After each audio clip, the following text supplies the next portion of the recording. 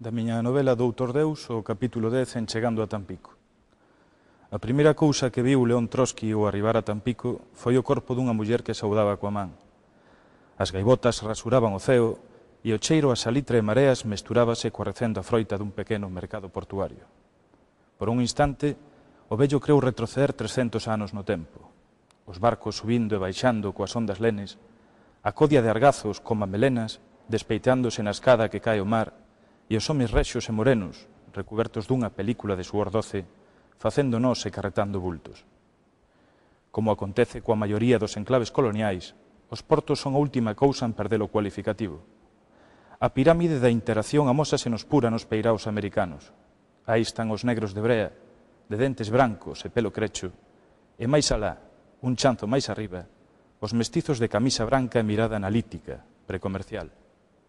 Os afroamericanos cargan os acios de plátanos en caixas, escorregan polas poleas, aseguran os nós das redes, mentres os descoloridos pechan os tratos coas súas mans enormes ou se encargan de correr coas cartas de porte por conta de algún crioulo. E a estes últimos, que se lles ve polo peirao, hai que imaxinalos fumando. É sempre así, fumando. Debruzados nunha ventá aberta ou estomballados á sombra da taberna, sempre andarán chupando devagar, sensual, amorosamente, os seus grandes cigarros fumegantes, ou dándolle o chapeu, como se fose un habano.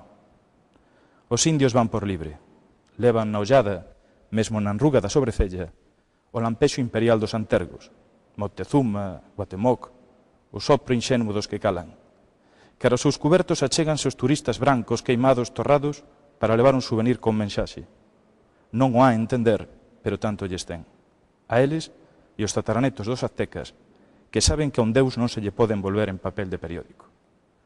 O peirao é un ballón de cor baixo o sol salgado. Un híbrido de máquinas e homes que se esparecen aceite, zume de limón e cervexa de oxidación baixa, ahogada. Os negros, os mestizos, os crioulos, os indios, só estes últimos se lles nota o fastío do transitorio. Nunca foron mariñeiros, malia que ese mar terrible, eterno, insondable que amansa na baía, sexa o mar de seu, a súa sentinela de milenios. Porque, en por iso, o país das pirámides, do tequila e de Pancho Villa é un dos poucos países americanos nos que a mestura racial non mirou para alén da costa. Non é doado ver morenos máis alá de Ciudad Vallés, e iso ben o saben os indios do peirao de Tampico que se senten alleos. Case como os viaxeiros que se amorean na varanda do buque, case tanto. O primeiro que viu León Trotsky naquela tarde de gaivotas, salitre e mareas foi un par de mans, brancas como pombas, agarimando a atmosfera proteica do porto. As manciñas dela, da pintora, debuxando autorretratos no lenzo que o ceo mariñeiro. A cidade era máis grande do que albiscara no horizonte, fondearan onde cesaba a corrente, e nas horas de quietude, mentre saían e chegaban barcos auxiliares, bebera un refresco coprático. Paseando pola cuberta enferruxada, o técnico faláralle do tráfego marítimo da zona, das correntes cálidas, das frías que van por baixo, e que en Puebla, onde nacera, vivía un vello que estivera con Villa. Debullaba o mainzo, cos polgares das mans, arredor de nenos cos ollos grandes. Tentou convencer a Natalia de que subise a cuberta. Era agradable ver medrar o porto mentre os remolcadores esgazaban a auga, case negra, en roseis de escuma, quitar os tapóns do nariz, respirar fondo e adiviñar paseniños cheiros que chegaban da terra. Pero a súa dona non quiso sair do camarote. Tiña medo. Inoculáranlle o bichiño da desconfianza e a non ser rodeada de escolta non se atrevía a subir pola escada.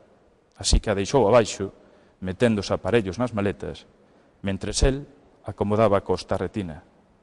A fin terra firme, pensou. Durante un boanaco deu en imaginar os conquistadores daquel mundo, os homes de mar, que han ser doutra especie. Meses, anos mesmamente, de escorbuto, difteria e lumes de Santo Antón na madeira podre. A súa singradura fora un paseo comparada coa deles, aínda que Natalia lle confesase morrer unha noite. Pero agora o caderno de bitácora estaba pechado.